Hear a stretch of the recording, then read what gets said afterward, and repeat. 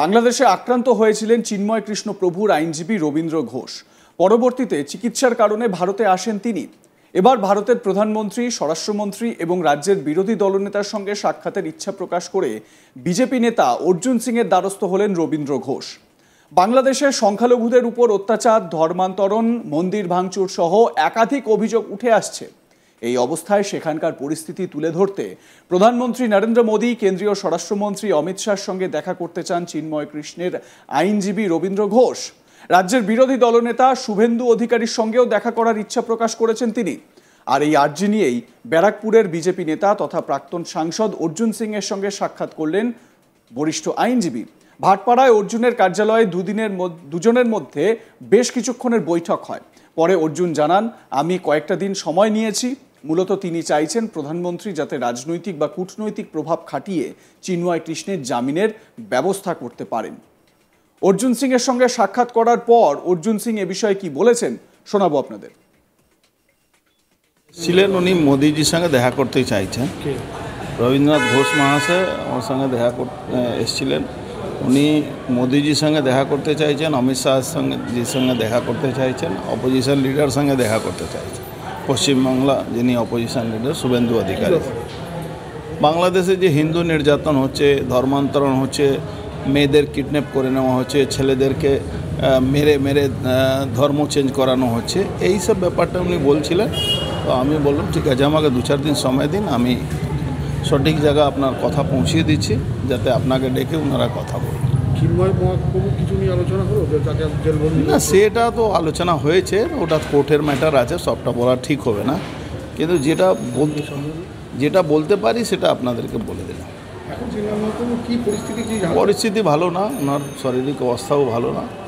ওই জন্য ওনারা আবেদন করতে চাইছেন আমাদের দেশ থেকে, দেশের প্রধানমন্ত্রী থেকে, কি উনি যাতে কূটনীতিভাবে, রাজনীতিভাবে প্রভাব খাটিয়ে ওনাকে যদি। এই রাজ্যের হিন্দুরাও সনাতনীদের একটা আশঙ্কায় দিন কাটাচ্ছে বেশ কিছু জায়গাতে। আপনি দেখছেন না, ভোটার লিস্টে ভুয়া ভোটার ধরার নাম করে শুধু হিন্দুদের বাড়িতে এই ফিরাদ হাকিম ঘুরে ঘুরে, সোহরাবুদ্দিন হাকিম ঘুরে ঘুরে, সোহরাওয়ার্দী হাকিম, ফিরাদ সোহরাওয়ার্দী হাকিম, যিনি 1946-এর গল্পটা করেছিলেন, কালকাটা কিলিং করেছিলেন, এখন ঘুরে ঘুরে হিন্দুদেরকে ভয় দেখাবার চেষ্টা করছেন। তো সেটা তো আমরা যাচ্ছি, আমরা সঠিক জায়গায় ইলেকশন কমিশন কাছে আমাদের আবেদন গেছে, আমরা অন্য ফোরাম দিয়েও যাচ্ছি ওখানে ইলেকশন কমিশন।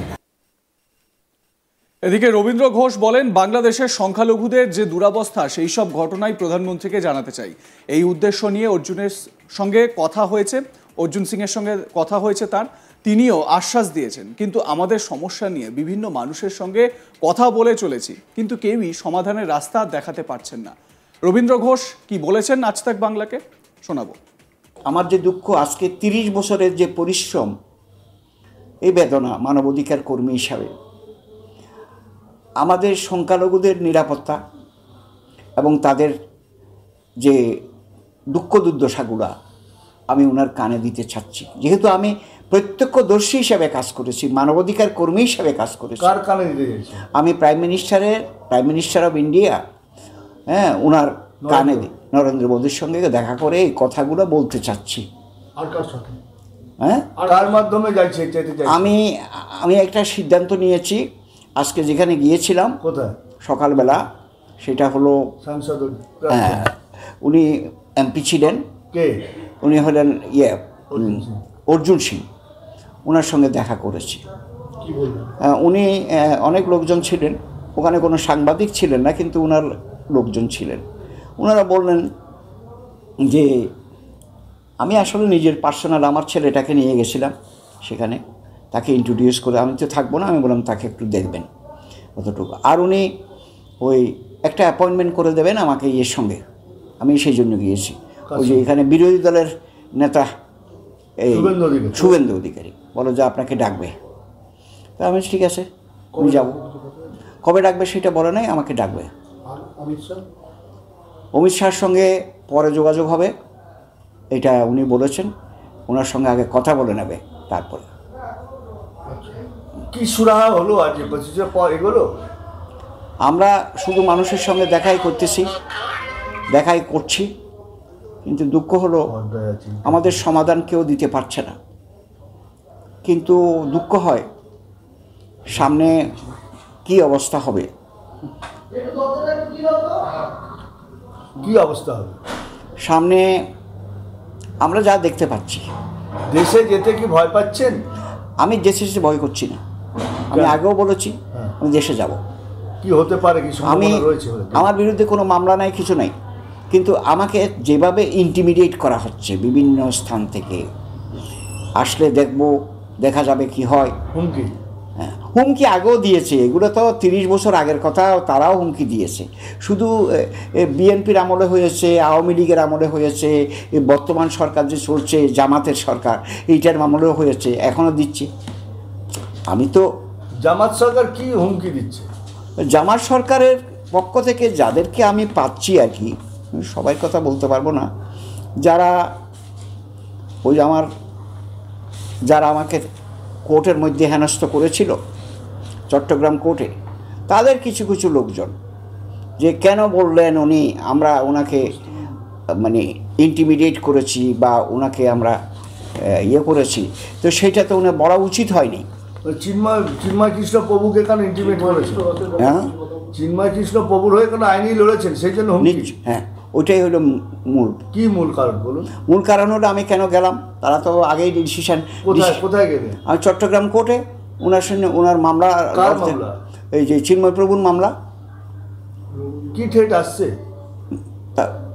চিন্ময় প্রভুর মামলা করতে পারবো না এই বলে ওনারা একটা রিজলিউশন করেছে বারে, ওই চট্টগ্রাম বারে করেছে, কেউ লড়তে পারবে না, লড়লে তাকে আমরা গণধোলাই দেব, এরকম একটা রিজলিউশন হতে পারে বলেন বেআইনি? এই কথা কি জানাবেন নরেন্দ্র মোদী? বা নিশ্চয়ই। কাকে জানাবেন? নিশ্চয়ই নরেন্দ্র মোদীকে জানাবো। কেন? এটা আমাদের দায়িত্ব, কারণ আমাদের ইন্টিমিডেশন, ভয় যেটা দেওয়া হচ্ছে, ওনারা যেটা মনে করছে আমি ভয়ে পালিয়ে যাব। আমি ভয়ে পালিয়ে যাওয়ার লোক না, আপনারা তো জানেন, কারণ আমি ভয়ে পালাইয়ে এখানে পশ্চিমবাংলা আসি নাই, আসছে আরও, যেহেতু আমি অসুস্থ শরীর নিয়ে এখানে আসছি। কিন্তু ভয় যতই দেখা, তো আমার মেইন কথা হলো আমাকে লড়ে যেতে হবে, হ্যাভ টু ফাইট। আর কি বিষয় জানাবেন প্রধানমন্ত্রী? বিশেষ করে ওখানে যারা আছে, আজকে 1.5 কোটি 2 কোটি হিন্দু যারা আছে, তাদেরকে প্রোটেকশনের জন্য যেখানেই যেতে হয় সেখানেই যাব। মানে হিন্দুদের রক্ষা করার জন্য প্রধানমন্ত্রী, ভারতের প্রধানমন্ত্রী? নিশ্চয়ই আমি এটা বলবো, আমি ওনাকে বলবো, কারণ আমি মিডিয়াতে বলেছি, কোর্টে বলেছি, সব জায়গায় বলেছি, তাদের প্রোটেকশনের জন্য আসছি। এখানে এমন না যে আমার নিজের পার্সোনাল কাজে এসছে, শুধু পার্সোনাল কাজ, শুধু আমার মানে যেহেতু আমি অসুস্থ, আমি লাইক, কমেন্ট, শেয়ার করতে ভুলবেন না। দেখতে থাকুন আজ তাক বাংলা। সাবস্ক্রাইব করুন আমাদের ইউটিউব চ্যানেলটি, বেল আইকন প্রেস করুন নোটিফিকেশন পেতে।